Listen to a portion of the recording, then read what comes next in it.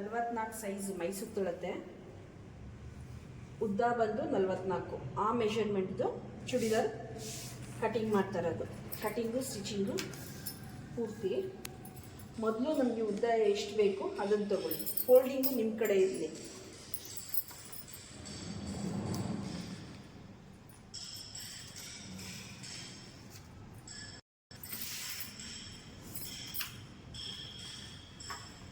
ಈ ಕಡೆ ಓಪನ್ ಇರಬೇಕು ಫೋಲ್ಡಿಂಗು, ಈ ಕಡೆ ಕ್ಲೋಸ್ ಇರಬೇಕು. ಅದು ಯಾವಾಗಲೂ ನಮ್ಮ ಕಡೆ ಇರಬೇಕು.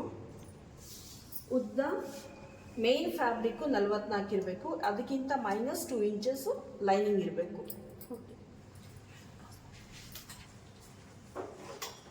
ನೆಕ್ಸ್ಟು ಉದ್ದ ಆದ ತಕ್ಷಣ ಚೆಸ್ಟು ಇವಾಗ 44 ಇದೆ ಅಂದರೆ ಅದರಲ್ಲಿ 4ನೇ ಒಂದು ಭಾಗ ಮಾಡಿದ್ರೆ 11 ಬರುತ್ತೆ, ಪ್ಲಸ್ 2 ಇಂಚಸ್.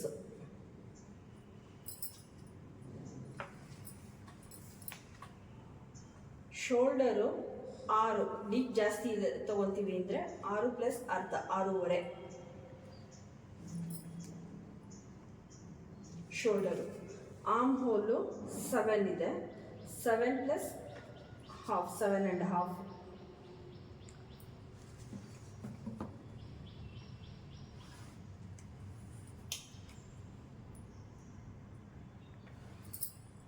ಈ ಲೈನ್ ಹಿಂಗೆ ಎಕ್ಸ್ಟೆಂಡ್ ಮಾಡ್ಕೊಳ್ಳಿ. ಇಲ್ಲಿಗೆ ವೇಸ್ಟ್ ಲೆಂತು ಅಂದರೆ ಸೊಂಟದ ಉದ್ದ 15 ಇಂಚು. Side slit 20.5. ಎಲ್ಲ ಲೈನನ್ನು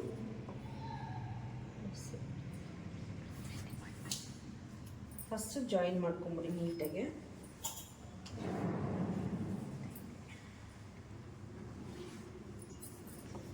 ಜಾಯಿನ್ ಆದಮೇಲೆ ಇವಾಗ ನಮಗಿಲ್ಲಿ ಚೆಸ್ಟ್ ಮೈ ಸುತ್ತಳತೆದು ಅಳತೆ ಸಿಕ್ಕಿದೆ. ಒಬ್ಬೊಬ್ರಿಗೆ ಏನಾಗಿರುತ್ತೆ, ಹೊಟ್ಟೆ ಹತ್ರ ತುಂಬ ದಪ್ಪ ಇರುತ್ತೆ. ಇವಾಗ ಇವ್ರದ್ದು ಹೊಟ್ಟೆ ದಪ್ಪ ಇದೆ, 46 ಇದೆ. ಸೊ ಹಾಗಾಗಿ ಇವಾಗ ಇವ್ರದ್ದು ಇಲ್ಲಿದು ಸುತ್ತಳತೆನೆ ಬಂದು 13 ಬರುತ್ತೆ. ಪ್ಲಸ್ 1 ಇಂಚ್ ಮಾತ್ರ ಸಾಕು, ಜಾಸ್ತಿ ಬೇಡ, 1 ಇಂಚ್ ಅಷ್ಟೇ ಸಾಕು.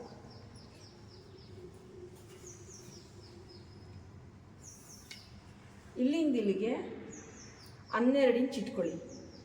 ಸೊಂಟ ಸುತ್ತಳತೆ 1 ಇಂಚ್ ಮಾತ್ರ.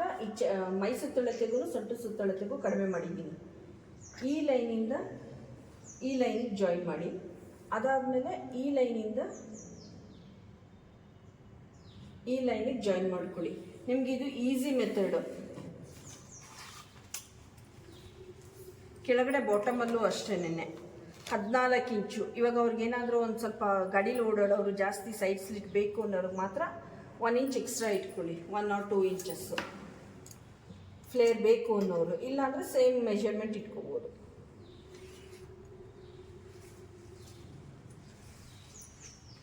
Neck width 2.5 inch. ಕುತ್ತಿಗೆ ಅಗಲ 2.5 ಇಟ್ಟಿದ್ದೀನಿ. ಕುತ್ತಿಗೆ ಆಳ 6.5. ಇದು ಮುಂಭಾಗದ್ದು ಅಷ್ಟೇನೆ, ಫ್ರಂಟ್ ಪಾರ್ಟ್ ಮಾತ್ರ ಹಾಕಿದ್ದೀನಿ ಇಲ್ಲಿ. ನಾನು ಇದರಲ್ಲಿ ಇನ್ನೊಂದು ಚೇಂಜ್ ನೋಡಿ. ಕುತ್ತಿಗೆ ಇಲ್ಲಿ 6.5 ಇದೆ, ಇಲ್ಲಿ ನಾನು 2.5 ಇದೆ, ಇಲ್ಲಿ ನಾನು 3 ಇಂಚ್ ಕೊಡ್ತಾ ಇದ್ದೀನಿ.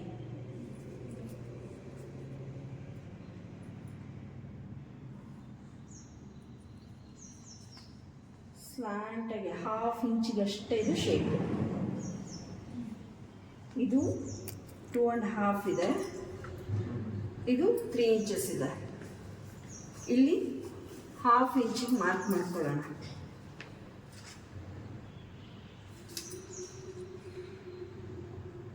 ಹಾಫ್ ಇಂಚ್ ಶೋಲ್ಡರ್ ಸ್ಲೋಪ್ ಮಾಡೋಕ್ಕೆ ಈ ಪಾಯಿಂಟಿಗೆ ಸೇರಿಸ್ಕೋಬೇಕು. ಇಲ್ಲಿಂದ ಇಲ್ಲಿಗೆ 1 ಇಂಚು ಬ್ಯಾಕು. ಫ್ರಂಟ್ ಬಂದು ಈ ಕಡೆ 1 ಇಂಚು.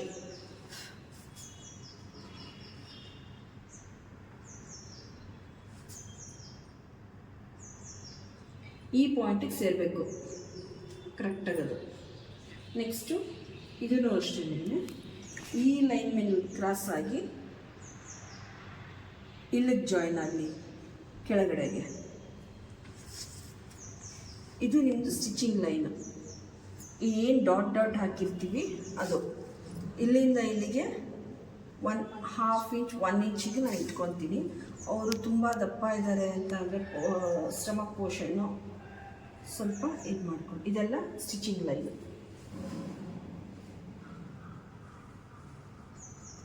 ಡಾಟ್ ಡಾಟ್ ಏನು ಕೊಟ್ಟಿದ್ದೀವಿ ಅದೆಲ್ಲ ಸ್ಟಿಚಿಂಗ್ ಲೈನ್ ಇದೆ.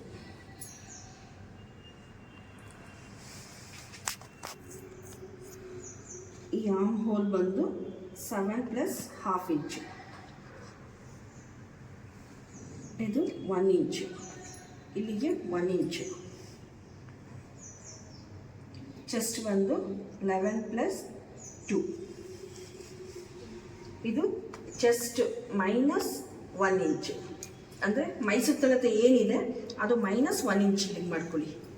ಎದೆ ಸುತ್ತಳತೆ ಭಾಗ 11 - 1.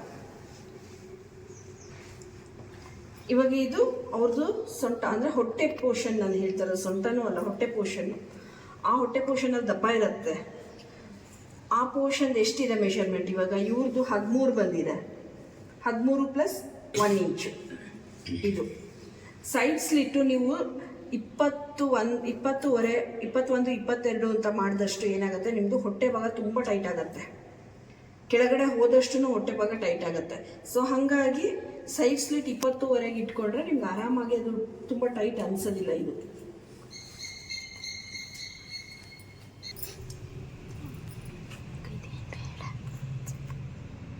ಇದನ್ನು ಕಟಿಂಗ್ ಮಾಡೋದು ತೋರಿಸ್ಕೊಡ್ತೀನಿ. ಕಟ್ಟಿಂಗ್ ಮಾಡೋದು ಮ್ಯಾಮ್. ಫಸ್ಟು ಬಾಟಮಿಂದನೇ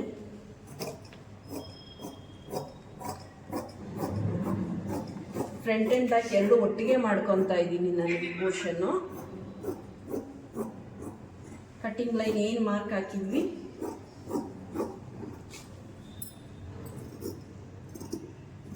ಈ ಆರ್ಮ್ ಹೋಲ್ ಪೋರ್ಷನಲ್ಲಿ ಕಟ್ನ ನಿಲ್ಲಿಸ್ಬೇಡಿ ಕತ್ರಿನ, ಒಂದೇ ಸಲ ನೀಟಾಗಿ ಟರ್ನ್ ಮಾಡಿ.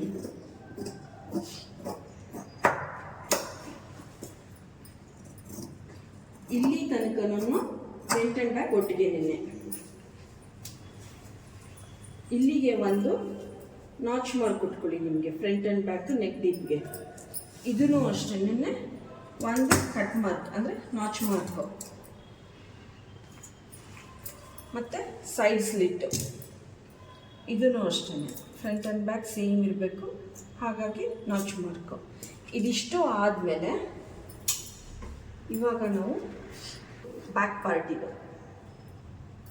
ಇದನ್ನು ಓಪನ್ ತೆಗೆದಿಡ್ತಿದ್ದೀನಿ ನಾನು. ಹಾಗೆ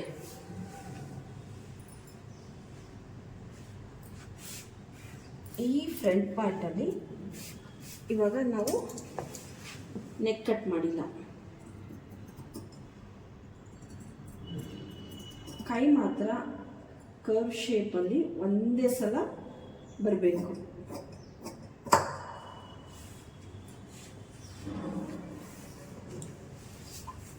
ಆರ್ಮ್ ಹೋಲು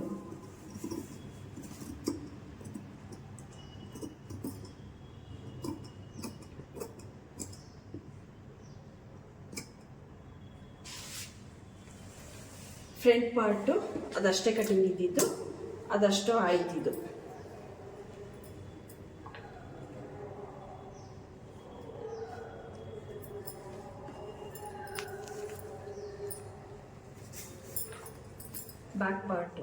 ಬ್ಯಾಕ್ ಪಾರ್ಟು ನಾವು ಆಲ್ರೆಡಿ ಇಲ್ಲಿ ಏನು ತೊಗೊಂಡಿದ್ದೀವಿ, 1 ನಾಚ್ ಮಾರ್ಕ್ ಕೊಟ್ಕೊಂಡಿದ್ದೀವಿ ನೆಕ್ದು. ಬ್ಯಾಕ್ ಡೀಪ್ ನಾವು ಇವಾಗ 8 ಇಂಚಸ್ ಇಡ್ತಾ ಇದ್ದೀವಿ. 8 ಇಂಚಸ್ಸು. ಇಲ್ಲೂ ಅಷ್ಟೇ ನಮ್ಗೆ ಇಲ್ಲಿ 2.5 ಇದೆ, ನಾವು 3 ಇಟ್ಕೊತಾ ಇದ್ದೀವಿ. ಇದೇನಾಗುತ್ತೆ ಅಂದರೆ ನಿಮಗೆ ನೆಕ್ ಡೀಪೂ ಬರುತ್ತೆ. ಈ ಶೋಲ್ಡರ್ ಇದು ನೆಕ್ ವಿಡ್ತ್ ಜಾಸ್ತಿ ಆದಂಗೆ ಈ ಪೋರ್ಷನ್ ಈ ಕಡೆ ಹೋಗುತ್ತೆ. ನಮ್ಗೆ ಇವಾಗ ಭುಜದ ಹತ್ರ ಹಿಂಗೆ ಎಳೆದಂಗೆ ಆಗ್ತಾ ಇದೆ ಡ್ರೆಸ್ಗಳು ಅಂತ ಹೇಳ್ತೀವಿ. ತುಂಬ ಜನದ ಕಂಪ್ಲೇಂಟ್ ಬರುತ್ತೆ ಅಂತ. ಈ ಡೀಪು ಅಷ್ಟೇ ನಾವು ಇಲ್ಲಿ ಮಾತ್ರ ತಗೊಳ್ಳೋಣ.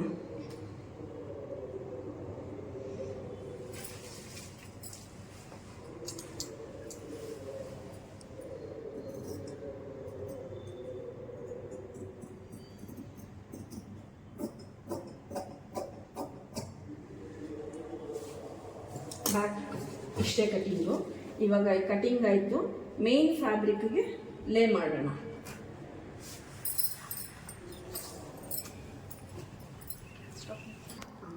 ಇವಾಗ ಮೇನ್ ಫ್ಯಾಬ್ರಿಕ್ನ ಕಟ್ ಮಾಡ್ಕೊಳ್ಳೋಣ. ಫಸ್ಟು ಫ್ರಂಟ್ ಪಾರ್ಟ್ ಕಟ್ ಮಾಡ್ತಾ ಇದ್ದೀನಿ, ಅಂದರೆ ಮಾತಾಡಿ. ಮುಂಭಾಗದ ಕಟ್ ಮಾಡ್ತಾ ಇದ್ದೀನಿ ಫ್ರಂಟ್ ಪಾರ್ಟು ಫಸ್ಟು.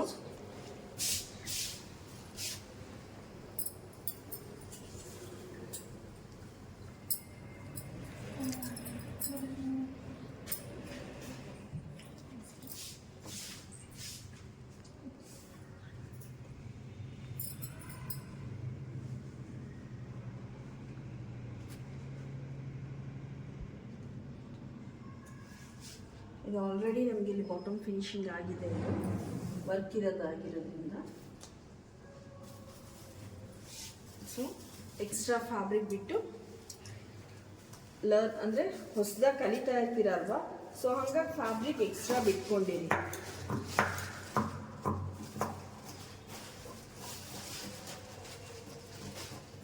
ನೀಟಾಗಿ ಎಲ್ಲ ಕಡೆನೂ 1 inch 2 inch ಗ್ಯಾಪಲ್ಲೇ cut ಮಾಡ್ಕೊಂಬನ್ನಿ.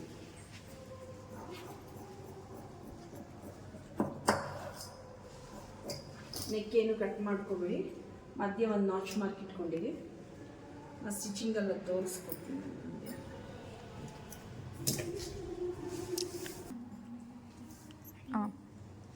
Front part ಆಯ್ತು, ಇವಾಗ ಬ್ಯಾಕ್ ಪಾರ್ಟ್ ಕಟ್ ಮಾಡ್ಕೊಳ್ಳೋಣ. ಇದು ಇಲ್ಲಿಂದ ಮಾತ್ರ ಎಂಬ್ರಾಯ್ಡ್ರಿ ಇದೆ, ಸೊ ಈ ಕಡೆ ತೊಗೊತಾ ಇದ್ದೀವಿ. ಮೇಲ್ಗಡೆ ಅಪ್ಪರ್ ಪೋರ್ಷನ್ಗೆ ಯಾವುದೋ ಎಂಬ್ರಾಯ್ಡ್ರಿ ಇಲ್ಲ, ಮೇಲ್ಗಡೆ ಪೋರ್ಷನ್ಗೆ ನೋಡಿ. ಇವಾಗ ಇಲ್ಲಿಂದ ನಾವು 2 ಇಂಚಸ್ ಎಕ್ಸ್ಟ್ರಾ ಇಲ್ಲಿ ಇಟ್ಕೊಂಡಿದ್ದೀವಿ, ಲೈನಿಂಗು ಅದಕ್ಕೂ. ಇದೂ ಅಷ್ಟೇ ಸೇಮ್ ಫ್ರಂಟ್ ಪಾರ್ಟ್ ಹೇಗೆ ಕಟ್ ಮಾಡ್ಕೊಂಡ್ವಿ ಅದೇ ಥರ 1-2 ಇಂಚಸ್, 1 ಇಂಚಿಂದ 2 ಇಂಚು, 2 ಇಂಚು ಎಕ್ಸ್ಟ್ರಾ ಇರಬೇಕು. ಇಲ್ಲಿ ಒಂದು ನಾಚ್ ಮಾರ್ಕ್ ಕೊಟ್ಕೊಂಡಿರೋಣ ಸರ್.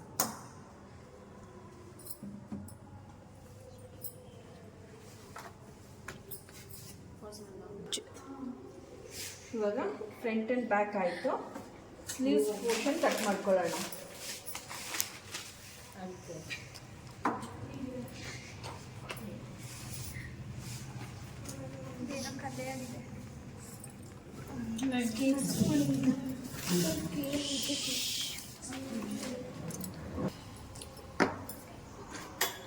ಫಸ್ಟು ಒಂದು ಸ್ಟ್ರೈಟ್ ಲೈನ್ ಹಾಕೊಳ್ಳಿ. ಲೈನ್ ಹಾಕೊಂಡ್ಮೇಲೆ ಸ್ಲೀವ್ ಲೆಂತ್ ಎಷ್ಟಿದೆ ನಮ್ಮದು 10. ಇದು ಲೈನಿಂಗ್ ಫಿನಿಶಿಂಗ್ ಕೊಡ್ತಾರೆ, ಅದರಿಂದ 1 ಇಂಚ್ ಮಾತ್ರ ಎಕ್ಸ್ಟ್ರಾ ತೊಗೋಬೇಕು. ಬಟ್ಟೆಲೇ ಮಡ್ಚ್ಕೊಳ್ಳೋದಾದರೆ ಮಾತ್ರ 2 ಇಂಚ್ ತೊಗೊಳ್ಳಿ. ಲೈನಿಂಗ್ ಆಗಿರೋದ್ರಿಂದ 1 ಇಂಚು. 10 + 1 10 + 1 11. ಇದಿಟ್ಟಾದ್ಮೇಲೆ ಮೈಕಂಕ್ಳು ಕೆಳಗಡೆ ಶೇಪ್ಗೆ ಇಳಿಸ್ತೀವಲ್ಲ, ಅದನ್ನು 3.5 ಕಾಮನ್ನಾಗಿ 3.5 ಇಟ್ಕೊಳ್ಳಿ. ತೋಳಿನ ದಪ್ಪ ನಮ್ದು ಎಷ್ಟಿದೆ ಇವಾಗ, ಇವ್ರದ್ದು ಬಾಟಮ್ ಬಂದು 12.5 ಇದೆ. 12.5 ಅಂದರೆ 6.25. 12.5 ಅರ್ಧ 6.25 ಆಗುತ್ತೆ. ಮೇಲ್ಗಡೆ ಬಂದು 14 ಇದೆ. 14ರಲ್ಲಿ ಅರ್ಧ 7.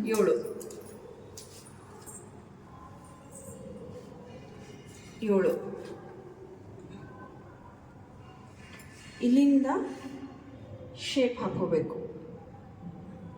ಈ 7 ಇಂಚ್ ಟಚ್ ಆಗಬೇಕು. ಈ ಶೇಪು ಅಷ್ಟೇ. ಫ್ರಂಟ್ ಆ್ಯಂಡ್ ಬ್ಯಾಕ್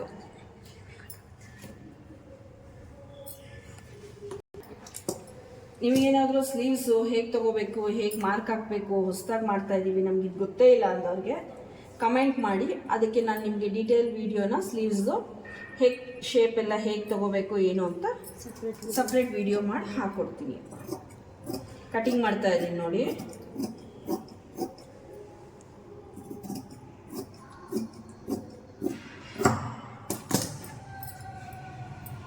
ಇಲ್ಲಿಂದ ನಾನು 6.25 ತೊಗೊಂಡಿದ್ದೀನಿ, ಪ್ಲಸ್ ಇಲ್ಲಿ 2 ಇಂಚಸ್ ತೊಗೊಂಡಿದ್ದೀನಿ. ಇದು ಬಂದು ನಮ್ಮದು ತೋಳಿನ ದಪ್ಪ ಪ್ಲಸ್ 3 ಇಂಚಸ್ ತೊಗೊಂಡಿದ್ದೀನಿ. ಇಲ್ಲಿಗೆ ನಾನು ಇಲ್ಲಿಂದ ಇಲ್ಲಿ 1 ಇಂಚ್ ತಗೊಂಡು ಶೇಪ್ ಕೊಟ್ಟಿದ್ದೀವಿ.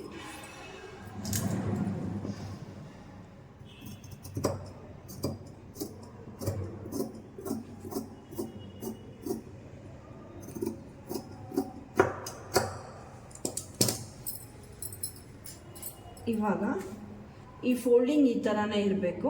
ಈ 2 ಪೀಸ್ ಮಾತ್ರ ತೆಗೆದು ಇದಿಷ್ಟು ಮಾತ್ರ ಕಟ್ ಮಾಡ್ಕೋಬೇಕು.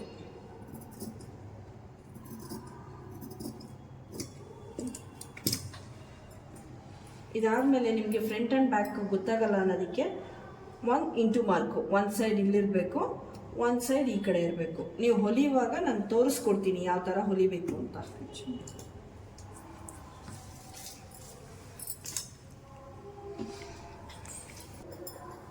ಸ್ಟಾರ್ಟ್. ಇವಾಗ ಸ್ಲೀವ್ಸ್ ಲೈನಿಂಗ್ ಕಟ್ ಮಾಡ್ಕೊಂಡಿದ್ವಿ, ಅದ್ರ ಮೇಲೆ ಫ್ಯಾಬ್ರಿಕ್ ಅಂದರೆ ಮೇನ್ ಫ್ಯಾಬ್ರಿಕ್ ಕಟ್ ಮಾಡ್ಕೊತಾ ಇದ್ದೀವಿ. ಸೊ ಫುಲ್ ಹಿಂಗೆ ಸ್ಪ್ರೆಡ್ ಮಾಡಿಬಿಡಿ, ಹಾಕ್ಬಿಡಿ, ಬಟ್ಟೆನ ಹಾಕ್ಬಿಟ್ಟು ಕಟ್ ಮಾಡಿಕೊಡಿ. 1 ಇಂಚ್ ಎಕ್ಸ್ಟ್ರಾ ಇಟ್ಕೊಂಡಿರಿ ಎಲ್ಲ. ನೀವು ಫಸ್ಟು ಕಲಿತಾ ಇರೋದು ಅನ್ನುವಾಗ ಒಂದು ಸ್ವಲ್ಪ ಬಟ್ಟೆ ಜಾಸ್ತಿ ಇದ್ರೂ ಪರವಾಗಿಲ್ಲ, ಕಡಿಮೆ ಮಾಡ್ಕೊಳಕ್ಕೆ ಹೋಗ್ಬಿಡಿ, ಎಕ್ಸಾಕ್ಟಾಗಿ ಕಟ್ ಮಾಡ್ಕೊಳಕ್ಕೇನು ಹೋಗ್ಬಿಡಿ. ಸೊ ಇವಾಗ ಲೈನಿಂಗು ಸ್ಲೀವ್ಸ್ದು ರೆಡಿ ಆಗಿದೆ. ಓಕೆ, ಇವಾಗ ಸ್ಟಿಚಿಂಗ್ ಮಾಡಿ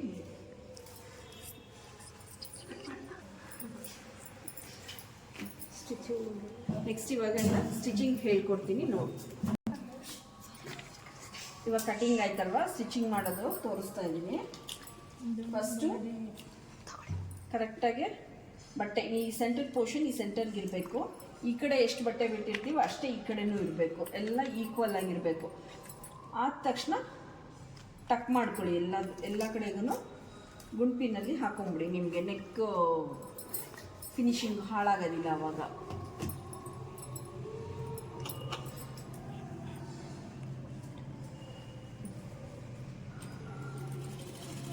ಒಂದು ಮಾರ್ಜಿನ್ ನೀವೇನು ಇಟ್ಕೊಂಡಿರ್ತೀರ ಅದೇ ಇದ್ರಲ್ಲಿ ಹೋಗಿ, ನಿಧಾನಕ್ಕೆ ಹೋಗಿ. ಇವಾಗ ಅಲ್ಲಿಂದ ಸ್ಟ್ರೈಟಾಗಿ ಬಂದ್ರಿ, ಬಟ್ಟೆ ಯಾವುದೂ ಹಿಂಗೆ ಇಟ್ಕೊಂಡು ಹಿಂಗೆ ಎಳೆಯೋದು ಮಾಡಿಬಿಡಿ. ತುಂಬ ಸಾಫ್ಟಾಗಿ ಇಟ್ಕೊಳ್ಳಿ. ಒಂದೇ ಸಲ ಈ ಪೋರ್ಷನಲ್ಲಿ ಟರ್ನ್ ಆಗಬೇಕು, ಅಂದರೆ ಕ್ರಾಸ್ ಎಲ್ಲಿರುತ್ತೆ ಅಲ್ಲಿ ಕೈ.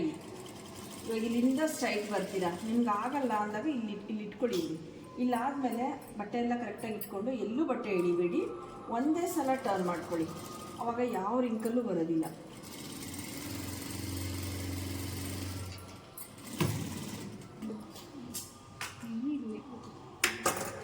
ಒಂದು ಸೈಡ್ ಚೆನ್ನಾಗಿರುತ್ತೆ, ಒಂದು ಸೈಡ್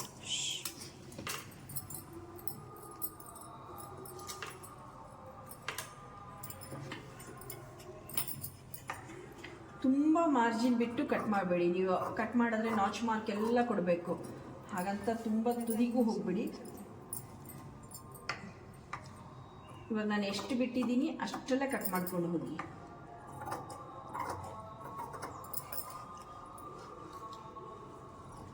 ನಾಚ್ ಮಾರ್ಕ್ ಕೂಡ ಅವಶ್ಯಕತೆನೇ ಇರೋದಿಲ್ಲ ಇವಾಗ. ಇದು ಕಟ್ ಮಾಡುವಾಗ ಹೊಲಿಯುವಾಗ ನೀಟಾಗಿ ಟರ್ನ್ ಆಗುತ್ತೆ.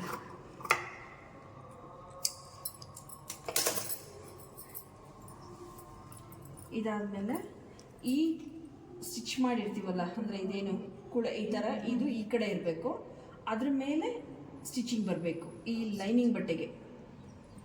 ಮೇಲ್ಗಡೆ ಹೊಲಿಗೆ ಇದು.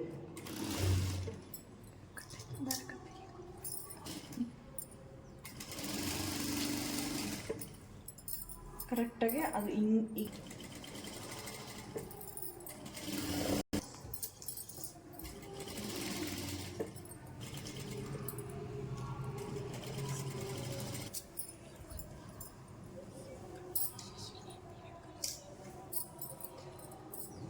ನಿಮಗೆ ನೋಡಿ ವಿತೌಟ್ ಐರನ್ನೇ ಏನೇ ಆಗಿಲ್ಲ ಅಂದರೆ ಇವಾಗ ನೀಟಾಗಿ ಇದು ಹಾಗೆ ಕುತ್ಕೊಳ್ಳುತ್ತೆ. ಇವಾಗ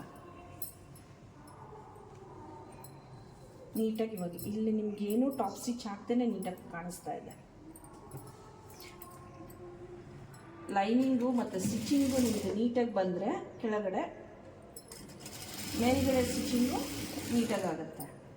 ಟಾಪ್ ಸ್ಟಿಚ್ ಅಂದರೆ ಮೇಲ್ಗಡೆ ಸ್ಟಿಚ್ ಹಾಕ್ತೀವಲ್ಲ ಅದು. ಕ್ರಾಸಿಂಗಲ್ಲಿ ಏನು ಮಾಡಿ ಒಂಚೂರು ನಿಧಾನ ಮಾಡ್ಕೊಳ್ಳಿ, ಟರ್ನ್ ಮಾಡಿ ನೋಡಿ. ಇವಾಗ ನಾನು ಈ ಕಡೆ ಹೇಳಿದ್ರೆ ಈ ಬಟ್ಟೆ ಹಿಂಗೆ ಬರುತ್ತೆ, ನಿಧಾನಕ್ಕೆ ಇಟ್ಕೊಂಡು ಬಟ್ಟೆ ಹೆಳಿಯಕ್ಕೆ ಹೋಗ್ಬಿಡಿ ಅಷ್ಟೇ. ನೆನ್ನೆ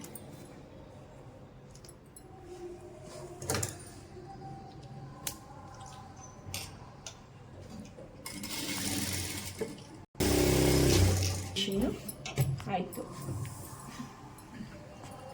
ಸೇಮ್ ಇವಾಗ ಬ್ಯಾಕ್ ಪಾರ್ಟ್ ಹೇಗೆ ರೆಡಿ ಮಾಡ್ಕೊಂಡ್ವಿ ಅದೇ ಥರ ಇವಾಗ ಇದು ಫ್ರಂಟ್ ಪಾರ್ಟು. ಸೇಮ್ ನೆಕ್ಕೆಲ್ಲ ಈ ಸೆಂಟರ್ ಪೋರ್ಷನ್ ಸೆಂಟರಲ್ಲೇ ಇರಬೇಕು. ಈ ಕಡೆ ಎಷ್ಟು ಮಾರ್ಜಿನ್ ಬಿಡ್ತೀವಿ ಅಷ್ಟೇ ಮಾರ್ಜಿನ್ ಈ ಕಡೆನೂ ಬಿಡಬೇಕು. ಎರಡೂ ಒಂದೇ ಸಮ ಇರಬೇಕು.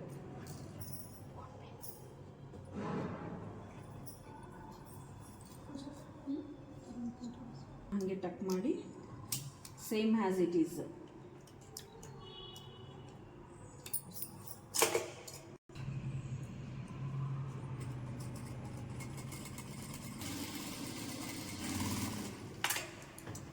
ಸೇಮ್ ಇವಾಗ ಅದು ಹೇಗೆ ಹೊಲ್ಕೊಂಡ್ವಿ ಹಾಗೆ ಹೊಲ್ಕೊಬೇಕು.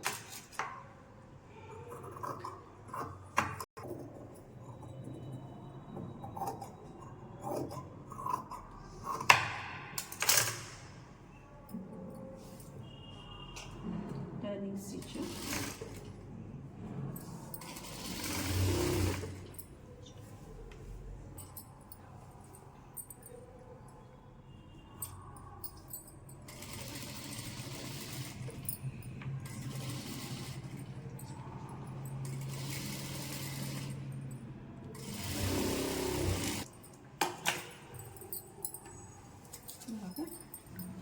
ಲೈನಿಂಗ್ ಫ್ಯಾಬ್ರಿಕ್ ಮತ್ತು ಇದು ಎರಡು ಸೇರಿ ಟಾಪ್ ಸ್ಟಿಚ್.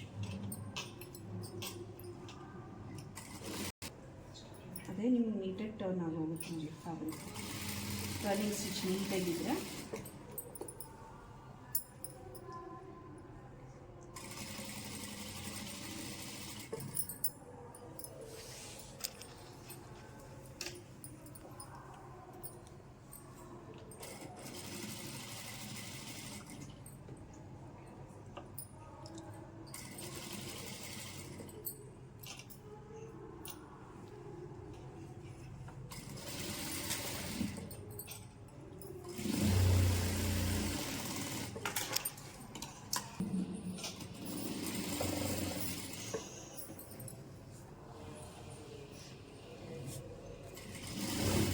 ಬಟ್ಟೆನ ಆದಷ್ಟು ಕೆಳಗಡೆ ಬೀಳಬಾರ್ದು, ಅದು ಹಾಗೆ ಇಟ್ಕೊಂಡಿರಿ.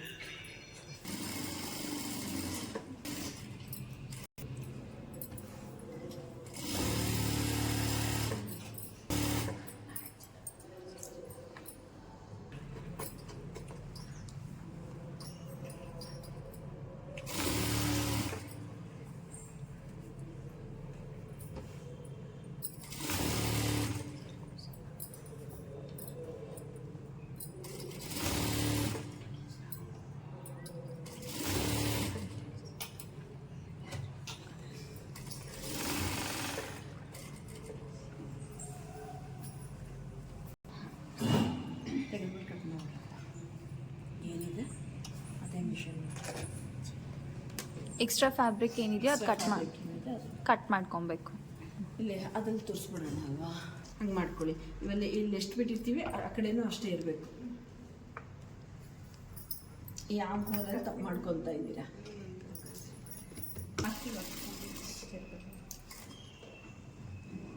ಇದು ಫ್ರಂಟ್ ಪಾರ್ಟನ್ನು ಸೇಮ್ ಅದು ಹೇಗೆ ಹೊಲ್ಕೊಂಡ್ವಿ ಬ್ಯಾಕ್ ಪಾರ್ಟು ಅದೇ ಥರ ಲೈನಿಂಗ್ ಅಟ್ಯಾಚ್ ಮಾಡ್ಕೊತಾ ಇರೋದು.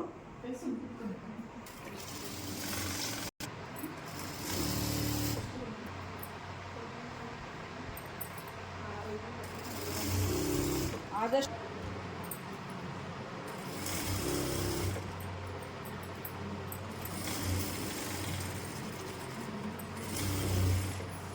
ಲೈನಿಂಗ್ ಅಟ್ಯಾಚ್ ಆಗಿದೆ.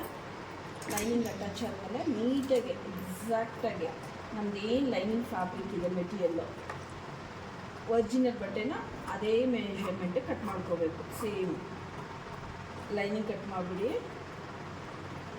ಸೇಮ್ ಅದ್ರ ಪಕ್ಕನೇ ಹೋಗಿ.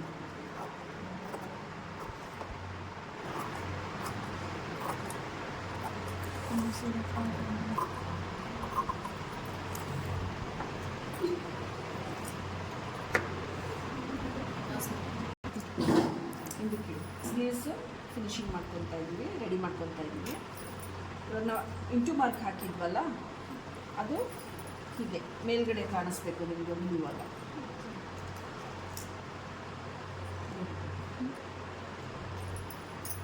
ಇಟ್ಕೊಂಡು ನಿಮಗೇನಾದರೂ ಕಷ್ಟ ಆಗುತ್ತೆ, ನಮಗೆ ಬಟ್ಟೆ ಆ ಕಡೆ ಈ ಕಡೆ ಹೋಗುತ್ತೆ ಅಂದರೆ ಟಕ್ ಮಾಡಿಕೊಡಿ.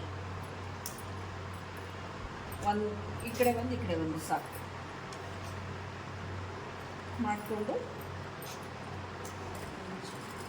ಸುತ್ತ ಸ್ಟಿಚ್ ಮಾಡ್ಕೊಬೇಕಾ? ಸುತ್ತ ಬೇಡ, ಇಲ್ಲಿಂದ 1 ಟೆನ್ಷನ್ ಅಂತ ಜಾಸ್ತಿ ಅಂದರೆ ಅರ್ಧ ಇಂಚು ಇಲ್ಲಿ ಹ್ಞೂ ಸ್ಟ್ರೈಟ್ ಲೈನ್ ಬರ್ತದೆ.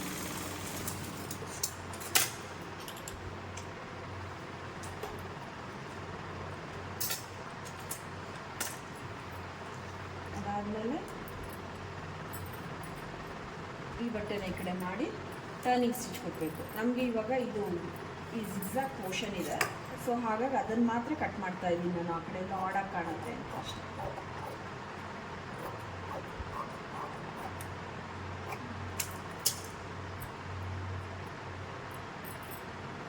ಈ ಕಡೆ ಮಾಡಿ ಇದಕ್ಕೆ ಟರ್ನಿಂಗ್ ಸ್ಟಿಚ್ ಕೊಟ್ಕೋಬೇಕು.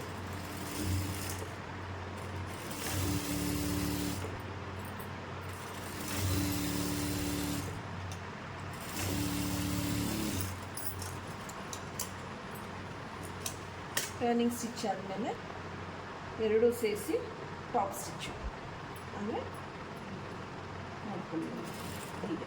ನಿಮ್ಗೆ ಅದು ಟರ್ನಿಂಗ್ ಸ್ಟಿಚ್ ನೀಟಾಗಿ ಬಂದಿದೆ ಅಂದರೆ ಇದು ನೀಟಾಗಿ ಬಂದುಬಿಡುತ್ತೆ, ನಿಮ್ಗೆ ಎಲ್ಲೂ ಒಂದು ಲಿಂಕಲ್ಲಿ ಬರೋಲ್ಲ. ಯಾವಾಗಲೂ ನೀವು ಬಟ್ಟೆ ಮತ್ತೆ ಸರಿ ಮಾಡ್ಕೊಳ್ಳುವಾಗ, ಪ್ರೆಷರ್ ಫುಟ್ ಎತ್ತುವಾಗ ಸೂಜಿ ಒಳಗೆ ಇರಬೇಕು. ನೀವು ಸ್ಟಾಪ್ ಮಾಡಿದಾಗ ಸೂಜಿ ಮೇಲೆ ಇರಬಾರ್ದು.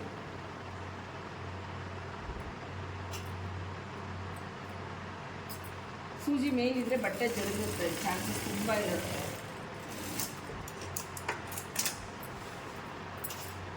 ನಿಮ್ಗೆ ಯಾವ ಐರನ್ನೂ ಬೇಡ ನಿಮ್ಮ ಸ್ಟಿಚಿಂಗ್ ನೀಟಾಗಿದ್ದರೆ. ನೆಕ್ಸ್ಟು ಉಲ್ಟಾ ಮಾಡಿ ಸುತ್ತ ಹೊಲಿಗೆ ಹಾಕ್ಕೊತಾ ಇದ್ದೀನಿ, ಅಟ್ಯಾಚ್ ಮಾಡ್ಕೊತಾ ಇದ್ದೀನಿ.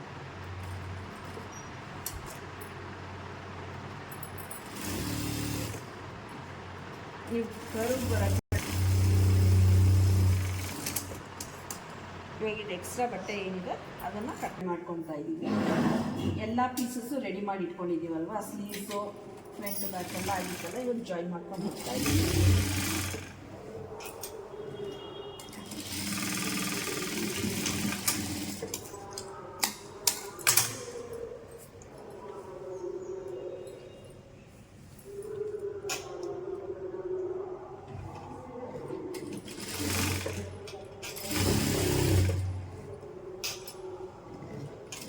ಯಾರಿಗಾದ್ರೂ ತುಂಬ ಶೋಲ್ಡರ್ ಡ್ರೈಪ್ ಆಗುತ್ತೆ ಹಾಗೆ ಇದೆ ಅಂದರೆ ಕಮೆಂಟಲ್ಲಿ ಹೇಳಿ, ಅದಕ್ಕೆ ಏನು ಮಾಡಬೇಕು ಅಂತ ಹೇಳ್ತೀವಿ. ಈ ಪೋರ್ಷನ್ ಏನಿದೆ ಅಟ್ಯಾಚ್ ಮಾಡಿದ್ದೀವಿ ಅದು ಬ್ಯಾಕ್ ಸೈಡ್ ಇರಬೇಕು ಯಾವಾಗಲೂ.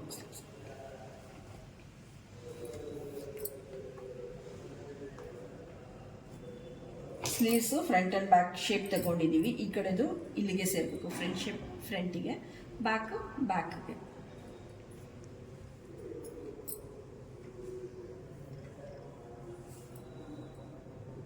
ಸೆಂಟರ್ ಒಂದು ನಾಚ್ ಮಾರ್ಕ್ ಕೊಟ್ಕೊಂಡಿರಿ.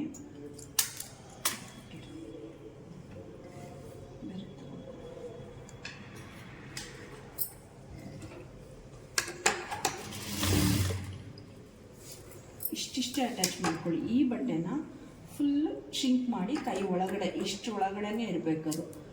ಇದನ್ನು ಕೈಯಲ್ಲಿ ನಿಧಾನಕ್ಕೆ ಇಟ್ಕೊಂಡು ನಿಧಾನಕ್ಕೆ ಟರ್ನ್ ಮಾಡ್ಕೊಂಡು ಬಿಟ್ಕೊಂಡು ಹೋಗಿ.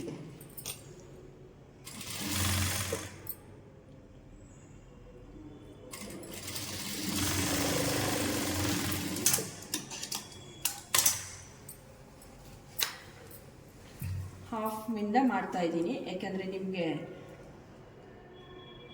ಮಧ್ಯದಿಂದ ಅಂದರೆ ಕರೆಕ್ಟಾಗಿ ಸೆಂಟರ್ ಪೋರ್ಷನ್ ಸಿಗುತ್ತೆ ಅಂತ. ಹಾಫ್ ಈ ಕಡೆ ಹಾಫ್ ಜಾಯಿನ್ ಮಾಡ್ಕೊಳ್ಳಿ, ಆ ಕಡೆ ಹಾಫ್ ಜಾಯಿನ್ ಮಾಡ್ಕೊಳ್ಳಿ.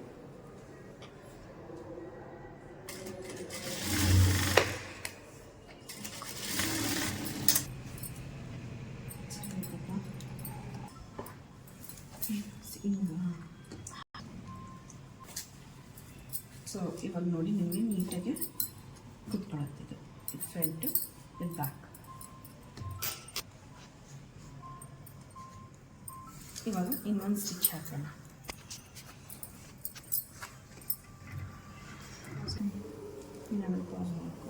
ಇವಾಗ ಇನ್ನೊಂದು ಸೈಡ್ ಸ್ಲೀವ್ ಇದೆ. ಇವಾಗ ನೆಕ್ಸ್ಟ್ ಎರಡೂ ಕಡೆ ಸ್ಲೀವ್ಸ್ ಅಟ್ಯಾಚ್ ಆಗಿದೆ.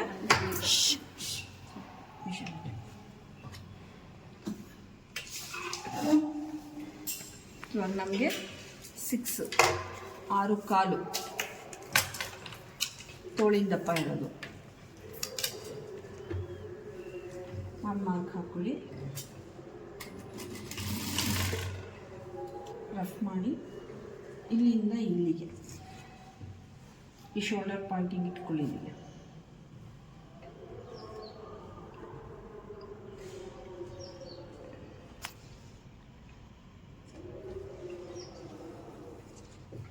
ಸ್ಟಿಚಿಂಗ್ ಏನು ಮಾರ್ಕ್ ಮಾಡ್ಕೊಂಡಿದ್ದೀವಿ ಅಲ್ಲಿಂದ ಇಲ್ಲಿಗೆ ಜಾಯಿನ್ ಮಾಡ್ಕೊಳ್ಳಿ. ಒಂದು ಲೈನ್ ಒಂದೇ ಲೈನಲ್ಲಿ ಬರಬೇಕು.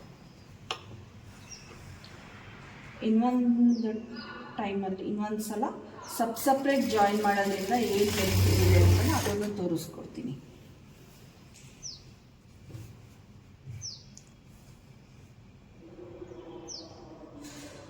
ಎರಡು ಒಂದೇ ಸಮ ಇರಬೇಕು ಈ ಪಾಯಿಂಟ್ಗಳು.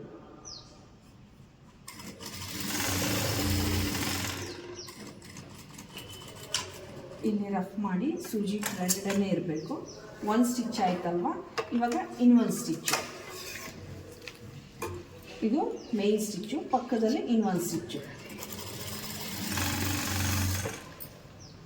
ನೇವಲ್ ಪಾಯಿಂಟ್ ಹತ್ರ ವರ್ಗು ಅಲ್ಲ ತೊಗೊಂಡಿದ್ವಲ್ಲ ಮೆಷರ್ಮೆಂಟ್. ಇಲ್ಲಿಂದ ಇಷ್ಟು.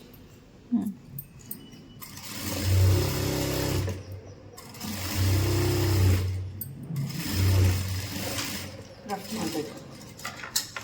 ಯಾವಾಗಲೂ ಎಂಡಿಂಗ್ ಕಟ್ಟಿಂಗ್ ಟೈಮಲ್ಲಿ ರಫ್ ಮಾಡಲೇಬೇಕು. ಇವಾಗ ಈ ಸೈಡನ್ನು ಆ ಕಡೆ ಹೇಗೆ ಹೊಲ್ಕೊಂಡ್ವಿ ಅದೇ ಥರ ಈ ಕಡೆನೂ ಹೊಲ್ಕೋಬೇಕು. ಪಾಸ್ ಮಾಡ್ಕೊಂಡು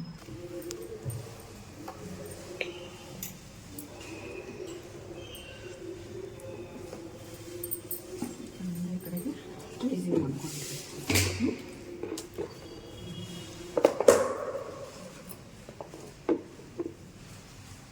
ಬೇಗ ಒಂದು ಲೈನ್ ಮಾರ್ಕ್ ಹಾಕ್ಕೊಂಡು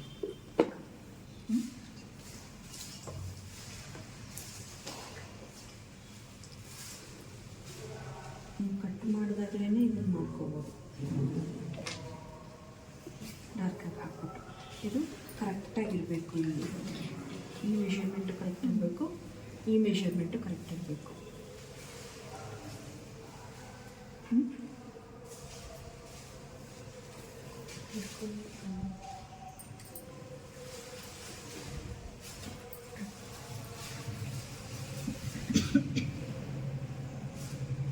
ಪ್ರತಿ ಒಂದು ಪಾಯಿಂಟು ನೋಡ್ಕೋಬೇಕು ನಾವು ಇಲ್ಲಿ ಕರೆಕ್ಟಾಗಿ ಜಾಯಿನ್ ಆಗುತ್ತಾ ಅಂತ.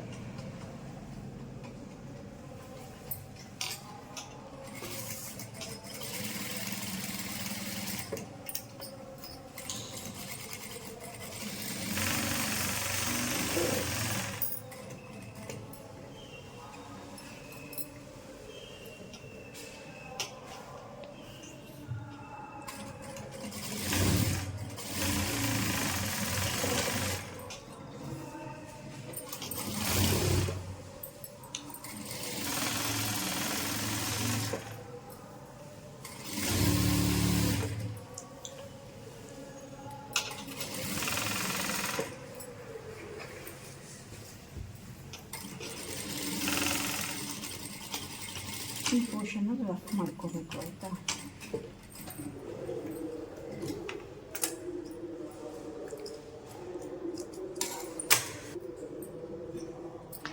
ಕರೆಕ್ಟಾಗಿ 1/2 ಇಂಚ್ ತಗೊಂಡು ಇದು 1/2 ಇಂಚು ನಾವು ಬಿಟ್ಟಿರೋದೇ 1 ಇಂಚ್ ಅಷ್ಟೇ ಮಾರ್ಜಿನ್. ರಫ್ ಮಾಡಬೇಕು. ನಾವು ಇದನ್ನು ಬಾಟಮ್ ಹೊಲ್ದಿಲ್ಲ, ಯಾಕೆಂದರೆ ಇದು ಸಲ್ವೆಡ್ಜ್ ಇದೆ, ಅಂದರೆ ಅಂಚಿದೆ, ಬಟ್ಟೆ ಏನು ಬಿಚ್ಕೊಂಡು ಬರೋಲ್ಲ. ಹಾಗಾಗಿ ನಾವು ಹೊಲ್ದಿಲ್ಲ ಅದನ್ನು, ಇಲ್ಲಾಂದ್ರೆ ಅದು ಹೊಲ್ಕೋಬೇಕಾಗತ್ತೆ.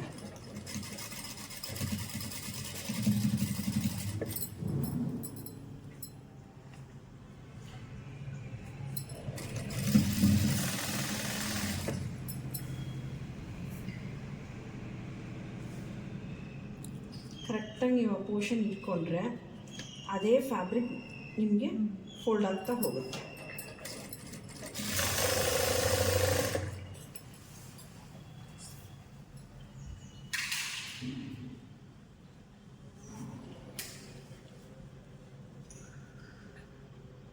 ಇಲ್ಲಿ ಒಂಚೂರು ರಿಂಕಲ್ ಬರಬಾರ್ದು, ಈ ಕಡೆಯಿಂದ ಫ್ಯಾಬ್ರಿಕ್ ಆ ಕಡೆ ಹೋಗೋದಾಗಲಿ ಆಗಬಾರ್ದು. ಕರೆಕ್ಟಾಗಿ ಇಲ್ಲಿ ಏನಿದೆ ಸ್ಟಿಚಿಂಗ್ ಲೈನು ಅಲ್ಲಿಗೆ ಅದು ಕರೆಕ್ಟಾಗಿ ಕುತ್ಕೋಬೇಕು.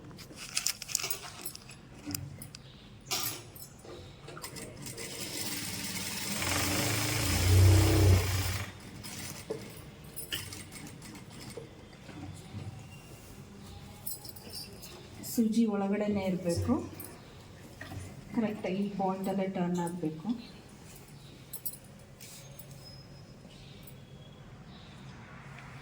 ಫೋಲ್ಡಿಂಗು ಇಲ್ಲಿ ರಫ್ ಮಾಡ್ಕೊಳ್ಳಿ, ಸ್ಟಿಚ್ ಬಿಚ್ಚೋ ಚಾನ್ಸಸ್ ಜಾಸ್ತಿ ಇರೋದೇ ಅಲ್ಲಿ.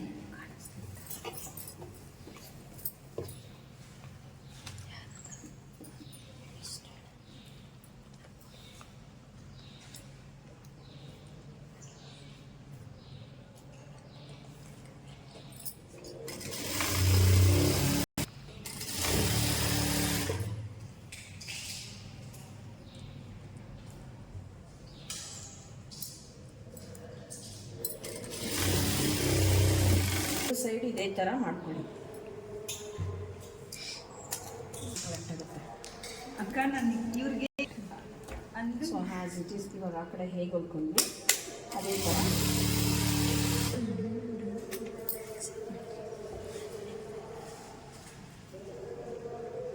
ಮೇನ್ ತುಂಬ ಮಿಸ್ಟೇಕ್ ಮಾಡೋದೇ ಇಲ್ಲಿ.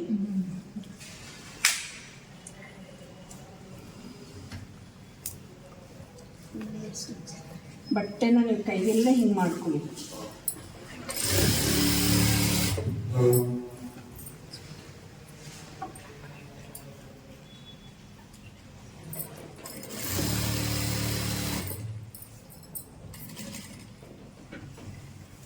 ಯಾವಾಗಲೂ ನೀವು ಸೂಜಿ ನಿಲ್ಲಿಸಿದಾಗ ಸೂಜಿ ಒಳಗಡೆನೇ ಇರಬೇಕು, ಯಾವುದೇ ಬಟ್ಟೆ ಆಗಲಿ ಹರಿವಲ್ಲ. ಈ ಪೋರ್ಷನಲ್ಲಿ ಮಾತ್ರ ರಫ್ ಮಾಡ್ಕೊಬೇಕು.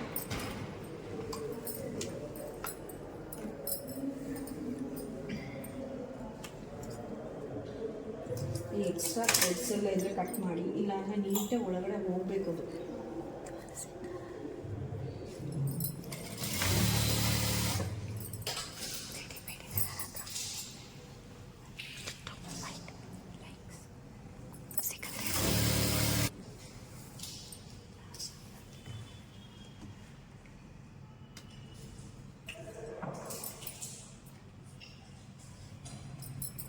ಬೀಡ್ಸ್ ಎಲ್ಲ ಇದ್ದರೆ ಸೂಜಿಗೆ ಸಿಕ್ಕಾಕೊಂಡ್ರೆ ಸೂಜಿ ಹಾಳಾಗತ್ತೆ, ಸಿಗ್ದಾಕಿ ಸೂಜಿ ನೀವು ಶಟರ್ ಹಾಳಾಗತ್ತೆ. ಮೇನ್ ಇದರಿಂದ ಓಪನ್ ಮಾಡ್ಕೊಳ್ಳಿ.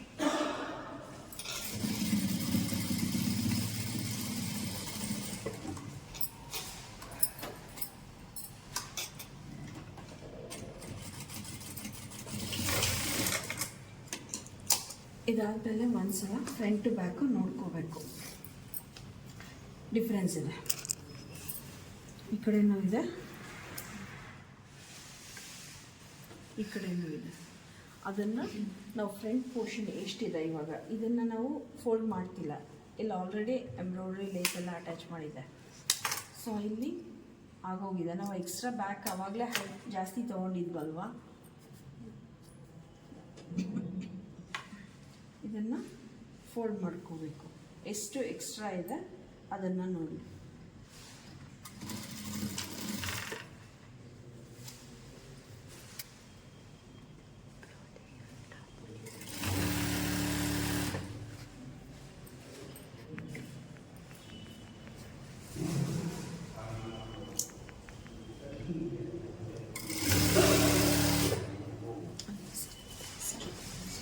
ಸ್ಟಿಚ್ ಕೊಡೋದು 3 4 5 6